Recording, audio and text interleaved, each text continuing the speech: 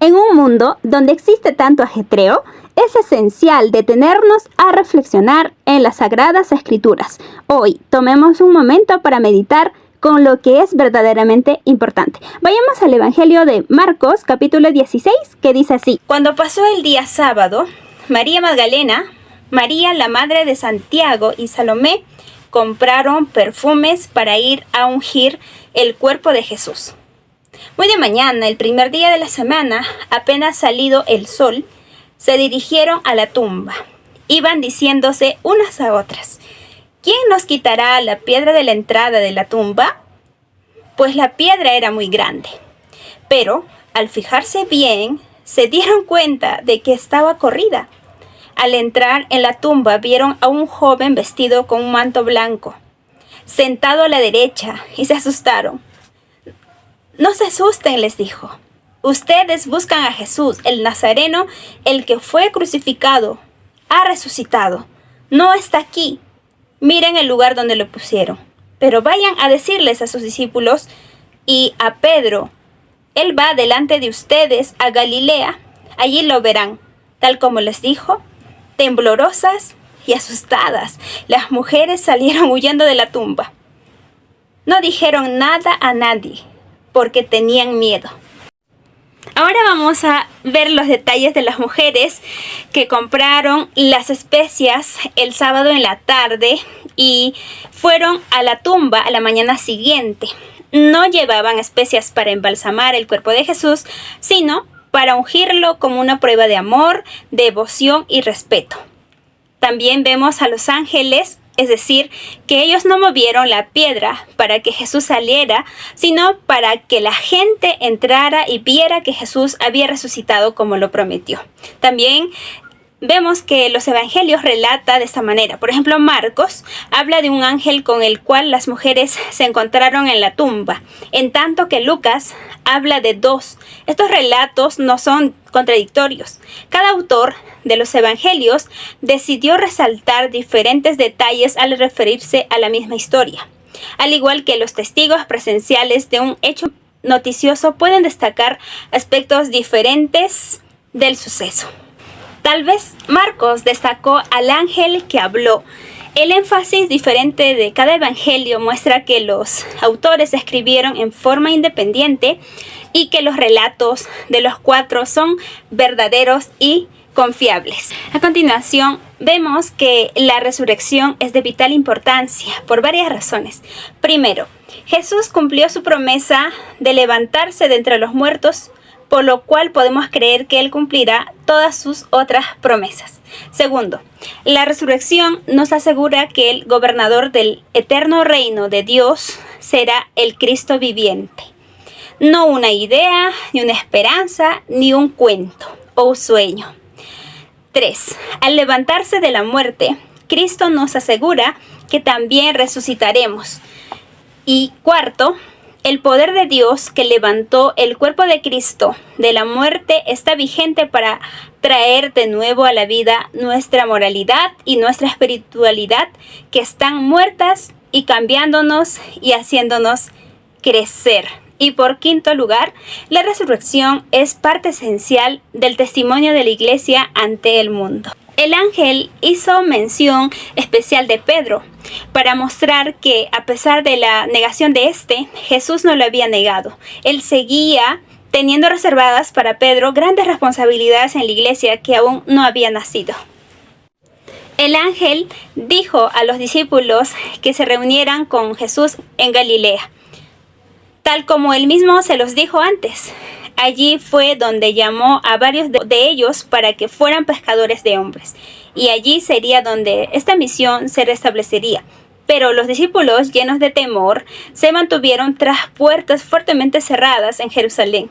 Jesús se reunió con ellos en Jerusalén y más tarde en Galilea. Luego regresó a Jerusalén, desde donde ascendió a los cielos desde el monte de los olivos. Y ahora vamos a pasar a la siguiente parte, donde vamos a observar apariciones y ascensión de Jesús, así como ya hemos estado mencionando. Cuando Jesús resucitó en la madrugada del primer día de la semana, se apareció primero a María Magdalena, de la que había echado fuera 7 demonios. Ella fue y avisó a los que habían estado con él, que estaban lamentándose y llorando. Pero ellos, al oír que Jesús estaba vivo y que ella lo había visto, no lo creyeron. Después se apareció Jesús en otra forma a 2 de ellos que iban de camino al campo. Estos volvieron y avisaron a los demás, pero no les creyeron a ellos tampoco. Por último, se apareció Jesús a los 11 mientras comían. Los reprendió por su falta de fe y por negarse a creer a los que lo habían visto resucitado. Les dijo: vayan por todo el mundo y anuncien la buena noticia a toda criatura. El que crea y sea bautizado será salvo, pero el que no crea será condenado. Estas señales acompañarán a los que crean. En mi nombre echarán fuera demonios, hablarán en nuevas lenguas, tomarán en sus manos serpientes y cuando beban algo venenoso no les hará daño alguno. Pondrán las manos sobre los enfermos y estos recobrarán la salud. Después de hablar con ellos, el Señor Jesús fue llevado al cielo y se sentó a la derecha de Dios. Los discípulos salieron y predicaron por todas partes. El Señor los ayudaba en la obra y confirmaba su palabra con los milagros que la acompañaban. Palabra del Señor. Cuando los 2 hombres por fin se dieron cuenta que era Jesús, volvieron prestos a Jerusalén. No es suficiente leer acerca de Cristo como un personaje ni estudiar sus enseñanzas. Al creer que Él es Dios, debemos confiar y que nos salvará. Debemos aceptarle como el Señor de nuestras vidas. Esta es la diferencia entre conocer a Jesús y el saber acerca de Él. Solo cuando le conocemos nos sentiremos motivados a testificar a otros de lo que Él ha hecho por nosotros. Jesús dijo a sus discípulos, esta es parte importante: id por todo el mundo y predicad el evangelio, que todos sepan que Él ya pagó el castigo por el pecado y que los que creen en Él recibirán perdón y vida eterna junto a Dios. Hoy en día, los discípulos cristianos se encuentran en todas partes del mundo, hablando de estas buenas nuevas a los pueblos que no las han oído. El poder que dirige y lleva a los misioneros alrededor del mundo y pone a la Iglesia de Cristo en acción en la fe que viene de la resurrección. ¿Has sentido alguna vez que no posee las habilidades ni la osadía para ser un testigo de Cristo? Debe darse cuenta que Jesús se levantó de entre los muertos y vive para nosotros. En la medida que crezca en su relación con Dios, Él le dará las oportunidades y la fuerza interna para proclamar su mensaje. No es el agua del bautismo lo que salva, sino la gracia de Dios aceptada por la fe en Cristo. El bautismo es una señal externa de una fe interna. Por la respuesta de Jesús al ladrón en la cruz, entendemos que se salvó sin el bautismo. El bautismo solo sin fe no lleva automáticamente a la persona al cielo. Los que rechazan creer serán condenados, no importa que estén o no bautizados. Hay ocasiones cuando Dios interviene milagrosamente para proteger a sus seguidores. A veces Él les da un poder especial. Pablo tuvo serpientes en sus manos y los discípulos sanaron a los enfermos.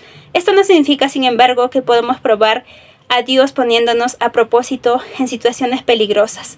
El hecho de que Jesús se sentara a la diestra de Dios significa la consumación de su obra, su autoridad como Dios y su coronación como Rey.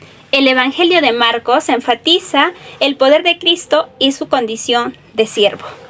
Seguir a Cristo significa recibir este mismo poder de servicio. Como creyentes, tenemos el llamamiento a ser servidores de Cristo. En la misma forma en que Cristo sirvió, debemos servir nosotros. Oremos.